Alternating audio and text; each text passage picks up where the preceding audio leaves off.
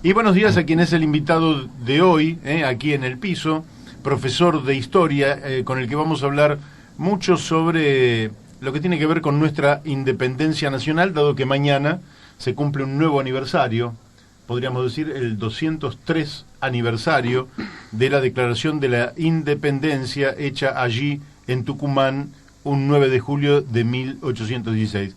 El profesor de historia Jorge Cultri. Buenos días. ¿Qué tal? Buenos días, Mario. Buenos días, audiencia. Bueno, vamos a charlar un poquito sobre algunas rarezas, si se quiere, del Congreso de Tucumán, cosas que por ahí no todo el mundo sabe. O sea, lo conocido por todos es el hecho en sí de la declaración formal de la independencia. Argentina es un país bastante peculiar. Tenemos dos fechas patrias que celebramos cada año. Una es la instalación del primer gobierno patrio, que ocurrió el 25 de mayo de 1810, y 6 años después la declaración de la independencia. Muy bien, pero yo te voy a vamos a ir avanzando sobre ese tema. Vamos a ir avanzando. Vamos a empezar con eso. Voy a postergar para la segunda media hora del programa lo que es la nota editorial del programa, y después a las 13 horas vamos a tener una comunicación con José Di Mauro, que es uno de los directores del Parlamentario, que ha cumplido 30 años de trabajo continuo allí en el Congreso Nacional, y al cual tenemos muchísimas cosas para preguntarle, Así que todos los que quieran, saber sobre el Congreso Nacional, sobre distintos aspectos, se los vamos a preguntar a José Di Mauro, y si alguien quiere llamar y hacer una pregunta, puede llamar al 4443-7424, y nosotros se la vamos a trasladar a José Di Mauro, porque evidentemente estamos en un momento donde el Congreso Nacional está un poquito, si vos te fijás, un poquito cuestionado por si gasta mucha plata, por si fulano de tal tiene pasajes, si no los tiene, cuál es el papel del Congreso. Parece que hubiera sectores que quisieran cerrarlo, sin valorar lo que ha sido el Congreso durante toda esta etapa de vida democrática, y nadie más indicado que alguien que lo está viendo desde una perspectiva periodística, y que no es un protagonista con intereses adentro del Congreso, sino que está viéndolo con sus luces y sus sombras. Así que eso va a ocurrir en la segunda mitad, y después vamos a retomar con Jorge en la última media hora del programa el tema de la independencia. Pero ahora vamos a ir, yo te voy a empezar con una pregunta porque fue una pregunta que me hice cuando yo era pibe, ¿no? De la cual, lógicamente, alguna respuesta encontré a lo largo de la vida, pero yo te la voy a trasladar a vos por lo siguiente. Vos dijiste que hay dos fechas, una es el 25 de mayo de 1810 y otra es el 16 de julio de 1816. Pero en el medio, en 1813, se redacta el himno nacional argentino a través de Vicente López y Planes, que es el gran poeta, digamos, de aquel tiempo, y que hace un himno que más tarde va a ser sesgado, recortado, limitado, reducido, sintetizado, como se le quiere decir, y va a perder buenas partes muy importantes y sustanciosas. Pero hay algo, donde va mi pregunta, que yo voy a mencionar de aquel himno grande, el original. Dice en un punto: a vosotros se atreve, argentinos, el orgullo del vil invasor. Vuestros campos ya pisa contando tantas glorias hollar vencedor. En otro párrafo, ahí nombra argentinos. En otro párrafo dice San José, San Lorenzo, Suipacha, ambas piedras, Salta y Tucumán, la colonia y las mismas murallas del tirano en la banda oriental. Son letreros eternos que dicen: aquí el brazo argentino triunfó, aquí el fiero opresor de la patria su cerviz orgullosa dobló. Otra vez nombra a la Argentina, los argentinos. Quiere decir que la Argentina, para 1813, existía, porque es una prueba incontrastable, existían los argentinos. Sí, el término Argentina se usaba. En 1816 dice: nos los representantes de las Provincias Unidas de Sudamérica, sí, reunidos en Congreso General. Explícanos por qué no dice nos los representantes del pueblo, de la nación argentina, explícanos por qué. Eso tiene que ver Principalmente con que todavía no estaba determinada las fronteras entre los pueblos. Entonces, vos fíjate que, por ejemplo, para 1813 se especulaba con lo que es actualmente Uruguay, la banda oriental, como se la llamaba en esa época, pasar a ser parte de las Provincias Unidas. Entonces, por eso es que en general no se hablaba tanto de Argentina, porque no estaban definidas las fronteras. Entonces, utilizar el término Provincias Unidas es mucho más abarcativo, porque incluso había especulaciones con que en algún momento Paraguay, que había sido parte del virreinato del Río de la Plata y también Bolivia, a lo mejor podían llegar a formar parte de ese nuevo país, esa Argentina, si se quiere, o como se la hubiese llamado. Bueno, finalmente los eventos políticos llevaron a que esto no se concrete, que por un lado la banda oriental, que recién, si la memoria no me falla, logra su independencia en 1826, o sea, 10 años después de que nuestro país proclama la independencia, la tiene Uruguay, y básicamente es por la intervención de Inglaterra. O sea, Paraguay de alguna manera debe su independencia a la participación inglesa, que garantiza la autonomía de ese territorio de las pretensiones tanto de Brasil como de Argentina. Y una aclaración más en relación a lo que es la letra original del himno. En muchas partes, cuando se habla del cruel invasor y hace referencia al invasor, al atacante y demás, no está hablando de Inglaterra, como mucha gente supone, sino que está hablando de España. De España, claro. Eso tiene que ver con el tema de por qué el recorte de la letra del himno. O sea, cuando se hace durante la presidencia de Roca, se recorta la letra del himno, que es maravillosa. Básicamente se lo hace para tratar de encauzar las relaciones diplomáticas entre la Argentina de fines del siglo XIX y la España de fines del siglo XIX. Entonces consideraron que era muy chocante, muy agraviante para España eso del cruel invasor y demás, y por eso que se hace una selección de párrafos, que es lo que habitualmente se canta en los actos. Claro, y además después la llamamos madre patria, pero fue una madre patria muy cruel. Totalmente. Cuando totalmente. hubo que luchar sí. por el dominio del territorio. Sí, no solamente con Argentina, también con Chile, también con Perú, o sea, México, como dice el himno. Sí, toda América Latina de alguna manera sufrió la crueldad de esta madre patria. Y por algo también los pueblos quieren independizarse, es decir, sí. Si vos estás muy bien y muy cómodo, y la verdad es que te respetan en tus derechos y cumplís con tus deberes, vos, la idea de la independencia hubiera sido... En Estados Unidos surgió también por este abuso de los ingleses, sí, ¿no? Con por cuestiones impositivas. Por el impuesto al té y todo aquello, los tipos dijeron, no, basta, claro. Flaco, esto lo vamos a manejar nosotros. Sí. Se dice en historia que al rey Jorge de Inglaterra los impuestos nunca le salieron tan caros, o sea, perdió todas las colonias de América del Norte por los impuestos, pero bueno...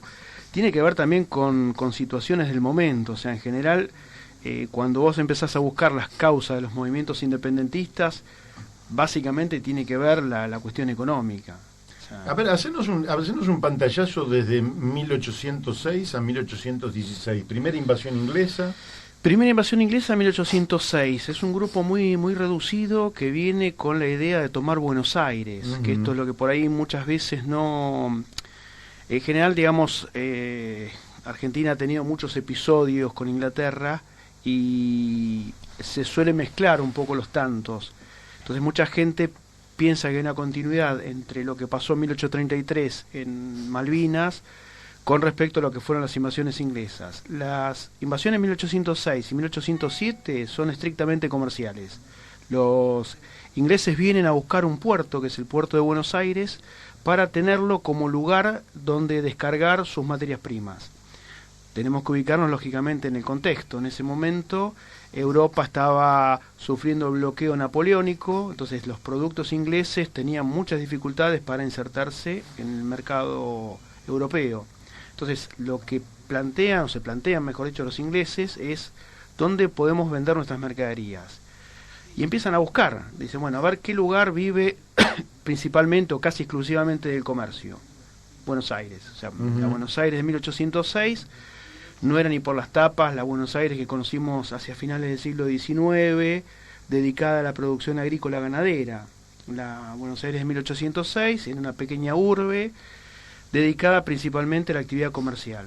Por Buenos Aires entraban y salían mercaderías traficadas principalmente por ingleses y portugueses. Entonces, esto de alguna manera convierte a Buenos Aires como un centro atractivo para el tráfico comercial.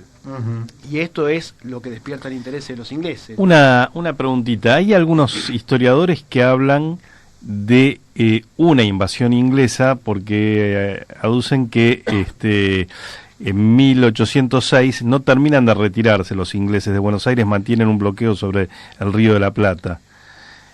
¿Vos qué opinás sobre eso? La primera invasión es una primera experiencia que hacen los ingleses, que yo, esto es una interpretación particular mía, creo que fue una especie de termómetro para ver, bueno, hasta dónde había realmente una resistencia formal de parte del pueblo, o por ahí los aceptaban y aceptaban los, entre comillas, beneficios del libre comercio, y Buenos Aires se establecía como un puerto para las mercaderías inglesas. Es un grupo que, si la memoria no me falla, no exceden de 1200 soldados, o sea, un grupo muy, muy reducido, y esto, lógicamente, hizo que sea relativamente simple la recuperación de la ciudad. La segunda invasión, la de 1807, es más compleja, ya ahí vienen más tropas, ahí creo que son arriba de 10.000 soldados que vienen. Sí, para una población de 40.000 habitantes. Obvio, sí, para una población muy pequeña como era la de Buenos Aires de ese entonces, era muy grande la cantidad de efectivos militares que trajo Inglaterra, y esto hace que, lógicamente, sea más complejo todavía el tema de la recuperación de la ciudad. Y por ahí, respondiendo un poco al planteo de Daniel, por ahí hay también historiadores que hablan de la tercera invasión inglesa, ¿sí? Que esa tercera invasión inglesa fue exitosa porque no fue desde lo militar, sino que fue desde lo económico. Y esto tiene que ver básicamente con la idea de empezar a descargar mercaderías, en general en forma clandestina, y esto hace que los comerciantes, no lógicamente los comerciantes españoles, sino muchos comerciantes criollos, empiezan a ver con mucho agrado estas ventajas, estos beneficios que da el tráfico de estas mercaderías ilegales, que no pagan ningún tipo de arancel, de impuesto, y esto hace que lógicamente comience a crecer fuertemente el patrimonio de esos comerciantes, ¿no? Entonces dicen, bueno, por ahí la tercera invasión, que fue mucho más sutil, es la que da de alguna manera beneficio. Yo creo que el choque cultural fue lo que más provocó las invasiones fueron rechazadas. Sí. Ahora, después, lógicamente que yo pienso, vos me dirás, que ya Estados Unidos se había independizado, la noticia había llegado acá, Napoleón en Europa, condiciones un poquito favorables, se había logrado la autoestima de haber rechazado a los ingleses. En definitiva, el virrey hace concesiones y acepta ya por 1809 el libre comercio, pero evidentemente ahí hay un conjunto de patriotas que ven una gran oportunidad para el 25 de mayo de 1810, que no es el 25, el 20 empieza un poquito antes, ¿no? Empieza bastante antes, pero después 22, 23, 24 y 25 de mayo, hasta que se forma la primera junta. ¿Cómo estás viendo ese, digamos, porque esto es un proceso, dijimos, entre 1806 y 1816, ¿cómo estás viendo que los vecinos de Buenos Aires ya no se conforman con esa apertura comercial que les otorga el virrey Cisneros, sino que quieren ir un poquito más allá? Ahí hay una cuestión, digamos, que hace referencia, por un lado, a lo que es estrictamente comercial, que tiene que ver con, digamos, el beneficio que logran los comerciantes porteños. Esos comerciantes porteños, lógicamente, saben que la cuestión del libre comercio que establece el virrey Cisneros es algo temporal. O sea, saben que Cisneros lo va a plantear como un manotazo de ahogado para decir, bueno, que todo siga su cauce natural, que no haya movimientos independentistas, que no haya, digamos, agitación. Eso de alguna manera trata de calmar un poco las aguas y es lo que lleva de alguna manera también a otro sector a plantearse, bueno, ¿qué pasa si los comerciantes de alguna manera se estancan y no quieren seguir con este proceso de independización? No sé si de independización, pero sí por lo menos de establecer un gobierno propio. Y es ahí donde, bueno, empieza todo el debate, la famosa Semana de Mayo de 1810, donde hay distintas posturas, hay claramente tres posturas. Una es la encarnada por el obispo de Buenos Aires, Benito Lué, que plantea, bueno, que todo tiene que seguir como hasta entonces, siguiendo todos fieles a la autoridad del virrey Cisneros y del rey de España. Otro grupo... Ese es el que dice que mientras haya un español exactamente. En esta tierra es el que tiene que mandar. Exactamente. O sea, es la colonia en extremo, sí. que hoy representan algunos, pero no vamos a hacer sería la postura conservadora del todo el debate, lo que fueron la Semana de Mayo, donde, digamos, hay claramente tres posturas. Esta es la conservadora, la del obispo de Buenos Aires. Hay una que es la revolucionaria, que es la que a mí siempre me gustó, me atrajo, que es la de Mariano Moreno, que plantea que ahí en ese momento ya había que proclamar la independencia de España y cortar todo tipo de vínculo con España. Y hay una moderada que es la que termina triunfando, que es la encarnada por Saavedra, ¿no? Saavedra plantea de alguna manera que hay que establecer un gobierno provisorio mientras que el rey de España siga en cautiverio, y es esa finalmente la postura que termina triunfando. Lógicamente, en un primer momento se pensó que ese gobierno provisorio podía estar encarnado por el propio virrey, y después, bueno, Saavedra hace una especie de golpe institucional y termina destituyendo a la junta que se había proclamado el día 24, y se establece el propio Saavedra con la ayuda de la tropa como presidente de la junta. ¿Sí? Quiere decir que, bueno, esto es un proceso, lógicamente. Un año antes, en Chuquisaca, creo, se había proclamado la... Ya en todo lo que es lo que era el norte del virreinato... Un 25 de mayo también, no a confundir, son 25 de mayo, pero un año antes. Un año antes, sí.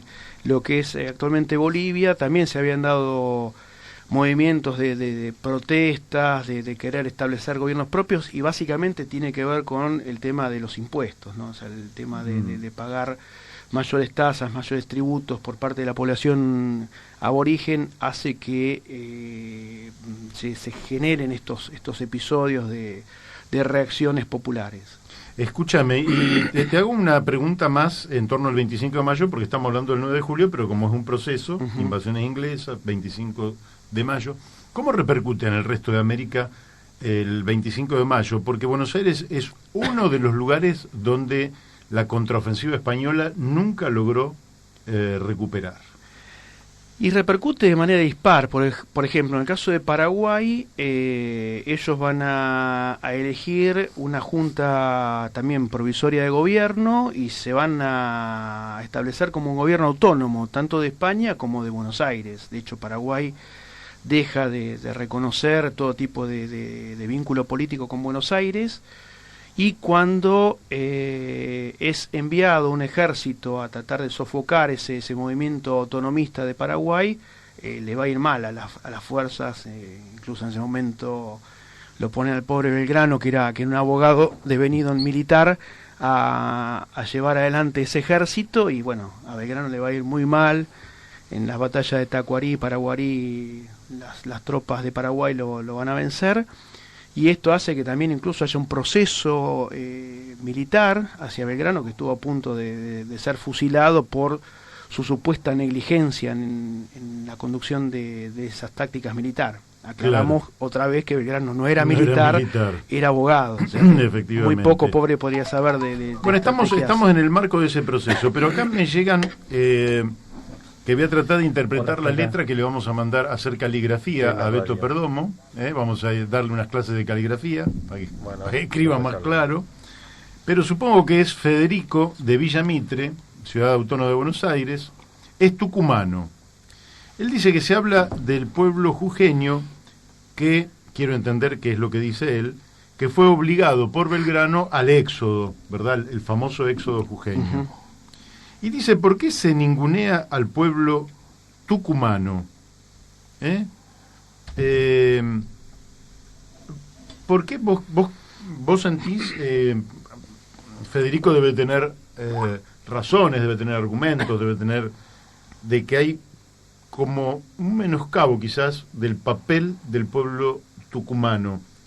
¿Vos sentís que hay elementos en esa dirección? ¿O Federico tendría que volver a llamar y ampliarnos acerca de qué quiere decir? Porque todos sentimos por este pueblo tucumano y no al cohete se eligió la provincia de Tucumán para la declaración de la independencia.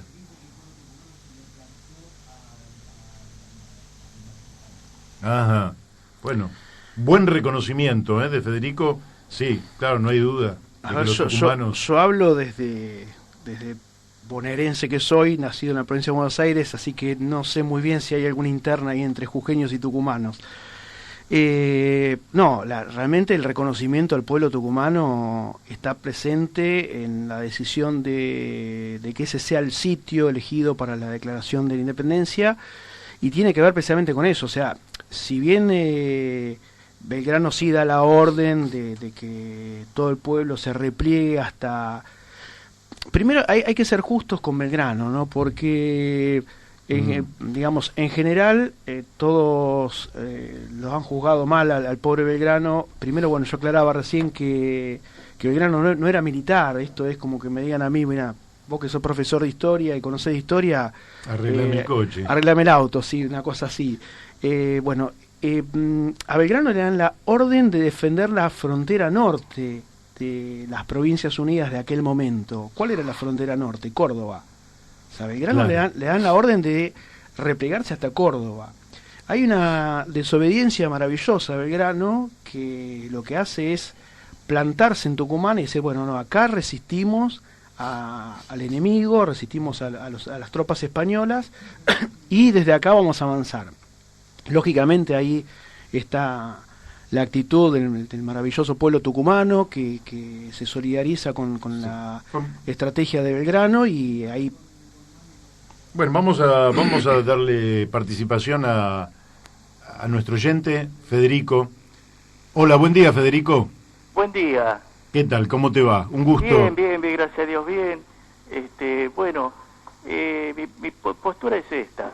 Sí. Nosotros no tenemos nada contra el pueblo jujeño, al contrario, somos re amigos. Con Jujuy tenemos mucho afecto. Lo que digo es lo siguiente.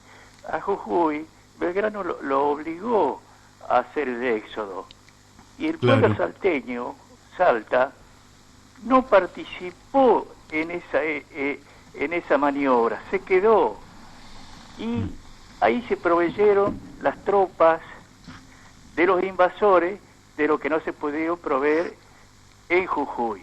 En Tucumán, Belgrano iba a seguir, pero el pueblo tucumano se le plantó de manos. Claro. Y le dijo, no, de acá no pasan. Y ahí no hubo ningún Güemes, ningún Infernal, y lo que dicen siempre es la batalla de Salta y de Tucumán, cuando la batalla fue primero en Tucumán y después en Salta. Claro. Entonces, eso es lo que yo planteo, que no se dice que el pueblo tucumano se plantó ahí y le dijo a Belgrano, no siga, acá los pagamos. Qué interesante. Eso es lo que yo digo. No, yo lo aclaro acá al amigo oyente que está llamando. Yo siempre aclaré que las batallas fueron en ese orden: Tucumán primero y Salta después. De hecho hay un reconocimiento al heroico pueblo tucumano, porque eso es lo que le da a Belgrano su primer triunfo militar. O sea, después Belgrano va a seguir corriendo a las tropas españolas hasta Salta, donde va a tener una segunda batalla y finalmente termina derrotando. Y después sigue incluso con las tropas hasta lo que es actualmente la República de Bolivia, pero bueno, ahí es derrotado, y por eso de alguna manera la frontera norte queda en ese lugar. Y sí, también hay que reconocer a Güemes, que hace poco también se cumplió un aniversario de su fallecimiento, que se va a encargar con muchas dificultades de frenar el avance español en la frontera norte. O sea, Güemes no va a contar con apoyo económico de Buenos Aires, por lo que yo decía antes, que a Buenos Aires realmente el norte argentino realmente le importaba muy poco. Acá hay que hacer una crítica fuerte a lo que era el centralismo porteño que ya estaba presente en ese momento, donde realmente si Salta, Jujuy, Tucumán se perdían y quedaban en manos de España, realmente poco importaba. Lo que importaba era la zona litoral por el comercio y el centro de lo que es actualmente nuestro país, que es Córdoba, para tratar de beneficiarse con el tráfico comercial. No había mayores intenciones en ese tipo, ¿no? Ahora, Federico, es interesante esta reivindicación del pueblo tucumano, porque en general esto no se cuenta, porque la orden que tenía Belgrano era retroceder hasta Córdoba. Y si vos decís que fue una decisión de Belgrano, pero básicamente impulsado por el pueblo tucumano, a mí me parece que esto es un dato muy significativo, que me parece muy bien que lo reivindiques. Claro, yo lo que digo es que, pues, de acuerdo a la información que tengo, yo no soy, ojo, yo soy un tipo que no hice más de 6º grado, no soy un estudioso ni nada por el estilo, pero he leído algo. Es más, yo tengo la versión de que el pueblo tucumano le dijo a Belgrano, casi lo obligó a quedarse en Tucumán, porque le dijo, de acá no pasan. Claro. El pueblo se plantó. Y segundo, yo les quiero decir lo siguiente, que yo soy muy belgraniano, y yo lo que quisiera que que lo profundice el estudio, ¿por qué Belgrano fracasó en la yo tengo la versión, ¿por qué fracasó después en la campaña para el Alto Perú? Yo tengo la versión que Tucumán le envió tropas y armas después de refuerzo a Belgrano para el ejército del norte, porque el ejército del norte lo bancaba Tucumán. Que después, ojo, esto es lo que la versión que yo tengo, que Güemes le impidió a ese envío de Tucumán pasar por Salta. Entonces no le llegó a Belgrano los refuerzos que necesitaba. Ojo, eso es lo que yo tengo, que no soy un estudioso, no soy, pero eso es lo que yo leí en algún libros o un libro editado en Tucumán.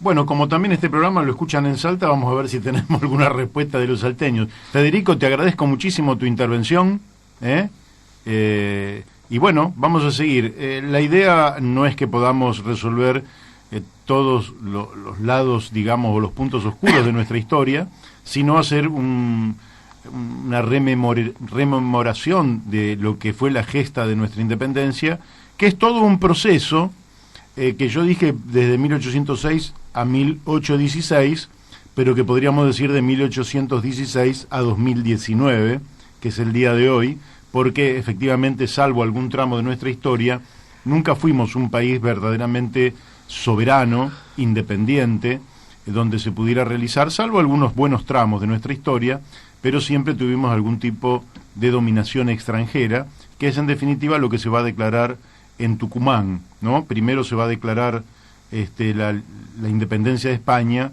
y después se va a incorporar unos días después de toda potencia extranjera. Bueno, te agradezco, Federico. Bueno, yo les agradezco a ustedes que pongan este tipo de programas que son culturales y nos ayudan a muchos a comprender mejor y a entender mejor las cosas de la historia. Bueno, yo les agradezco y que tengan buen día. Igualmente, muchas gracias por el llamado. Tenemos otro llamado que es de Claudio, pero que como no entiendo la letra de nuestro amigo...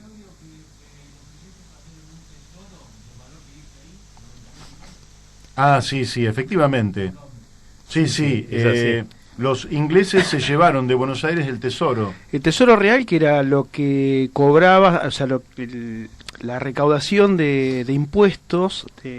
Yo lo aclaro esto porque en general el análisis que se hace, bueno, nos quitaron ese dinero con el cual se podrían haber, creo que, si la memoria me falla, uno de los documentales de Felipe Piña que hacía con Pergolini, en Algo habrán hecho por la historia, Felipe decía, dice, bueno, con esto se podrían haber construido no sé cantidad de escuelas, cantidad de hospitales. En realidad no se podía haber construido absolutamente nada, porque eso es el tesoro real, es decir, la recaudación de impuestos del Río de la Plata que se destinaban a España.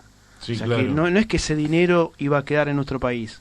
O sea, ese Claro, dinero era es... la recaudación que se giraba a España para solventar todos los gastos de la corona española.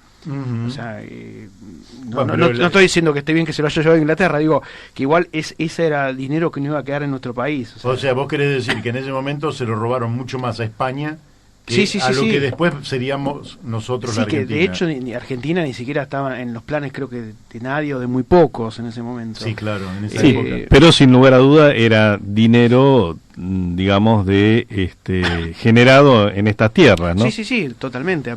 La gran mayoría eran fondos provenientes de los impuestos que se pagaban a productos que ingresaban desde Europa, y eso lógicamente después era recaudado por la corona española a través del virrey.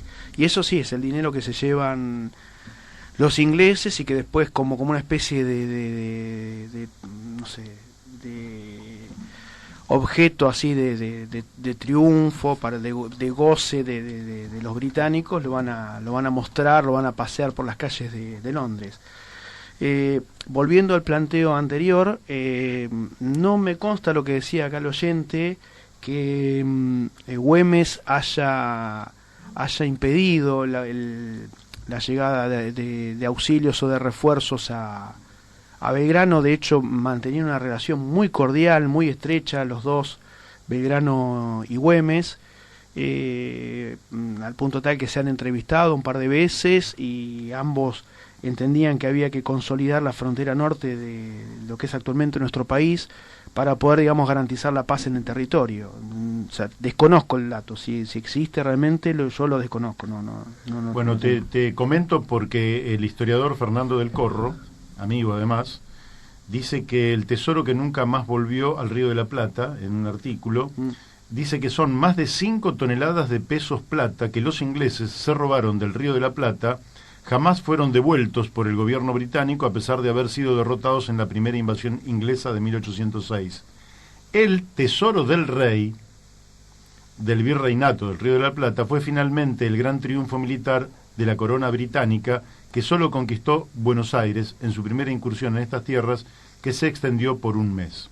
Bueno, digo porque está bien lo que vos decís, lo que se robaron fue el tesoro del rey. Sí. Pero bueno, seguimos, pero escúchame, vamos a dejar para un segundo momento el análisis, digamos, de lo que tiene que ver con 1816. Es decir, hicimos un poquito el preámbulo de las invasiones inglesas, el primer gobierno patrio, hicimos referencia al himno nacional argentino redactado en 1813, la asamblea del año 13, que es también un quiebre político ideológico, ¿no? en estas tierras, pero después en una segunda intervención vamos a hablar de estrictamente, así que quede todo el mundo en suspenso. Dale. Mientras seguimos, y muchas gracias tanto a Federico de Villamitre Cava como a Claudio de Caseros, que siempre escucha el programa y que siempre nos envía algún mensaje. Y volvemos al profesor Jorge Cultri, porque habíamos empezado el programa y habíamos hablado un poquito de todo lo que antecedió al Congreso de Tucumán. ¿Qué nos podés decir de aquello que fue ocurriendo en torno al 9 de julio de 1816? Mira, a mí lo que me gustaría aclarar en el poco tiempo que tenemos es un poco algo que a lo mejor no es del todo conocido por la mayoría de la gente, que es el debate sobre la forma de gobierno, que también ocurrió en ese mismo ámbito, en ese espacio. Ajá. En general lo que ha trascendido por una cuestión de lógica, por una cuestión de peso, es la Declaración de Independencia.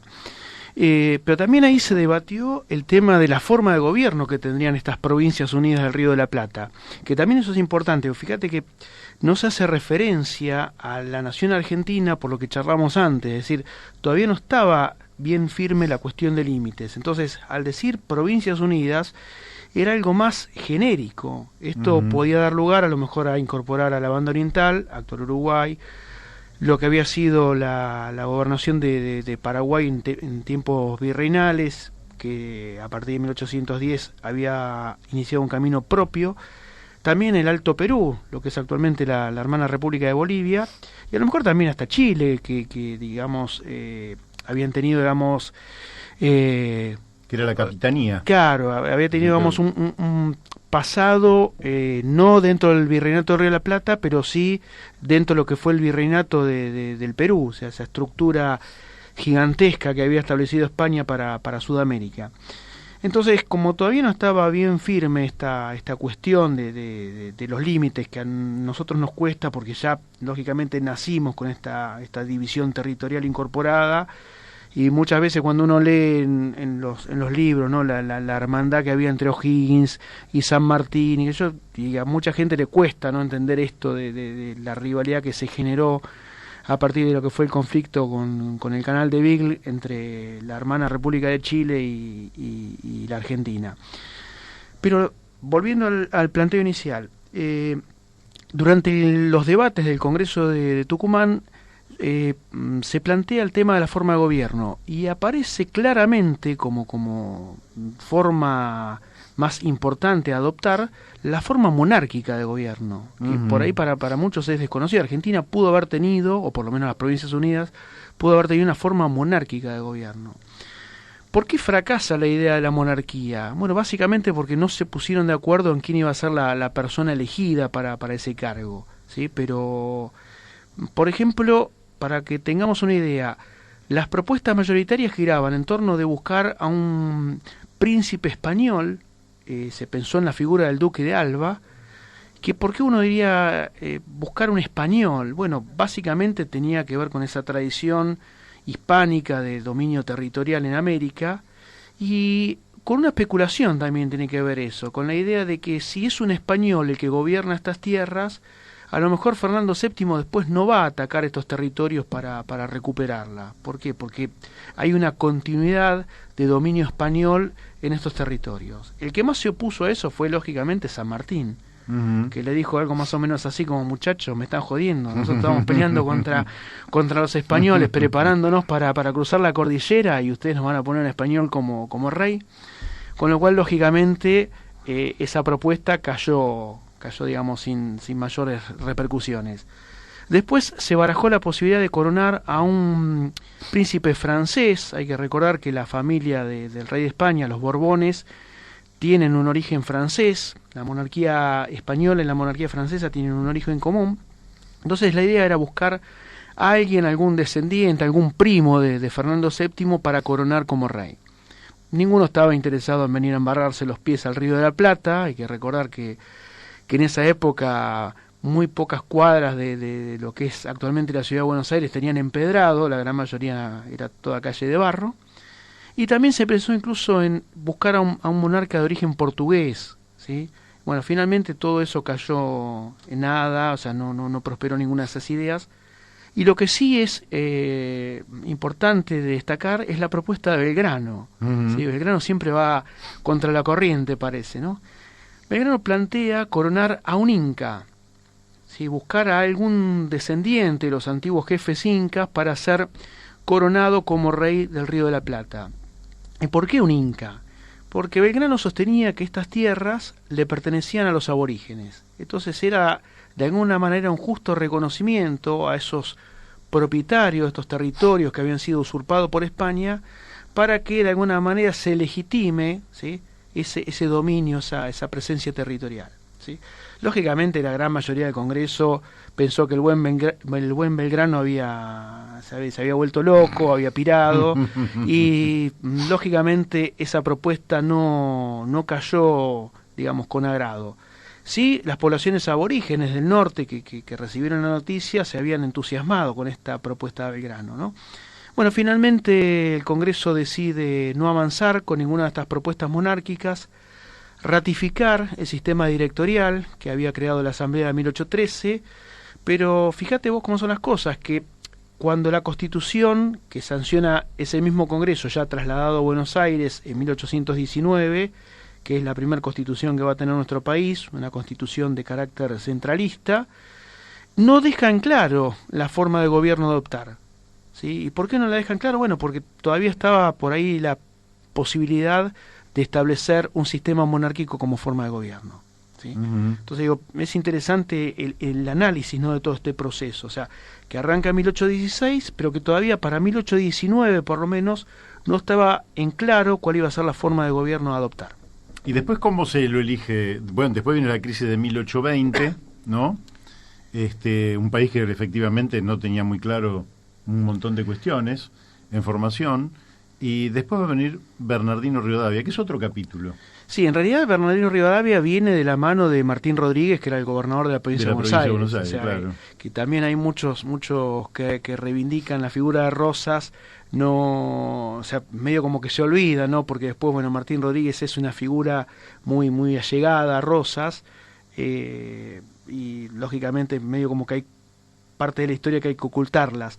Pero Rivadavia llega de la mano de Martín Rodríguez, y no todo lo que hizo Rivadavia fue malo, ¿no? Hay que recordar el tema de las escuelas en la campaña, o sea, hay cosas que son lógicamente severamente cuestionables, criticables de Rivadavia, sobre todo lo que tiene que ver con el manejo de la deuda, y otras que realmente son interesantes destacar, ¿no? Sobre todo la preocupación por el tema de la educación, ¿sí? Muchas de las escuelas, de las primeras escuelas que se abren en la provincia de Buenos Aires, se debe a la figura de Rivadavia.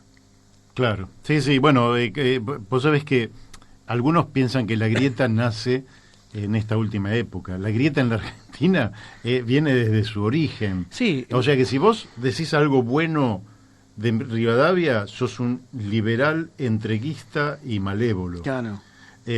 Para unos, sí. ¿no? Y para otros no. Para otros Sí. el gran Rivadavia. Y si decís algo bueno de Rosas, también sos un tirano, un déspota. Un déspota, Claro. ¿no? Entonces, hablar de historia en la Argentina es sumamente difícil porque la grieta hace que te ubiques en un lado y en lugar de observar los matices, que es donde recita la historia real de los seres humanos, ves blanco o ves negro, ¿no? Y bueno, esto también nos pasa ahora, donde pasando, digamos, 200 años, hay un potencial acuerdo entre el Mercosur y la Comunidad Económica Europea. Para Macri esto va a generar enormes posibilidades de puesto de trabajo, lluvia de exportaciones, es una cosa que voy a decir, eso es ciencia ficción. Para otros, en cambio, va a significar que nos vamos a morir de hambre, que van a cerrar todas las empresas, que... Pues sí, muchachos, podemos ser un poquito más equilibrados. Pasa que tiene que ver con esto de ser tan pasional que claro, que pero no va a pasar ni una cosa ni la otra, va a ser una senda intermedia, y si somos inteligentes le vamos a poder sacar provecho. En fin, pero qué interesante esto de que se estuvo discutiendo el modo de gobierno, pero el modo de gobierno que en definitiva se va a terminar de conformar en la Constitución de 1853, que en definitiva es una república, no tenía ya sus gérmenes en aquel Congreso de 1816. ¿Se pueden visualizar algún germen de república en aquel Congreso? Yo creo que, o sea, la república tal cual como la concebimos hoy en día, creo que no. No, claro. O sea, pero algún germen, digo yo. Sí, un germen de república, digamos, donde haya una división de poderes, donde haya un poder judicial funcionando, sí. Lo que te digo, bueno, no había todavía determinado la cuestión territorial, que eso es importante.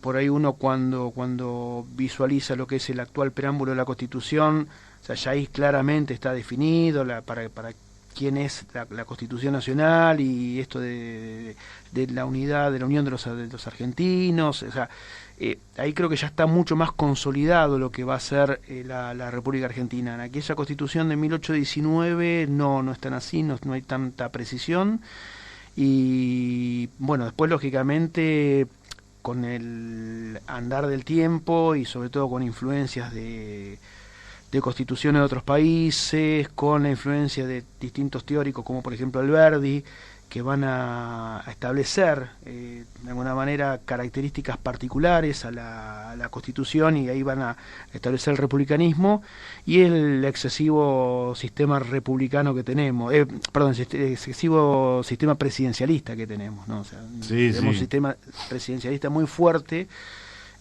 con el cual, digamos, el rol un poco del Parlamento se ve desdibujado, ¿no? Sí, un régimen presidencialista que ni siquiera pudo atenuar la reforma constitucional de 1994 detrás de la figura del jefe de gabinete. Claro. Es decir, un poco el presidente iba a ser quien reinara, quien la referencia, y frente a las crisis, el que iba a saltar era el jefe de gabinete, que, y donde el Congreso pudiera tener junto al presidente una acción para decir, bueno, vamos a poner otro jefe de gabinete, como ocurre en algunos estados parlamentaristas europeos. Aquí realmente eso no ocurrió en ningún momento. El presidente es el presidente y el jefe de gabinete apenas es un ministro más. Ministro coordinador. Coordinador, nada más. En fin, para tocar la campanilla. Bueno, querido Jorge Cultri, muchísimas gracias porque te hayas venido hasta aquí. Te vamos a volver a invitar cuando vos quieras, pero ya te comprometo para el día 19 de agosto para que hablemos de San Martín.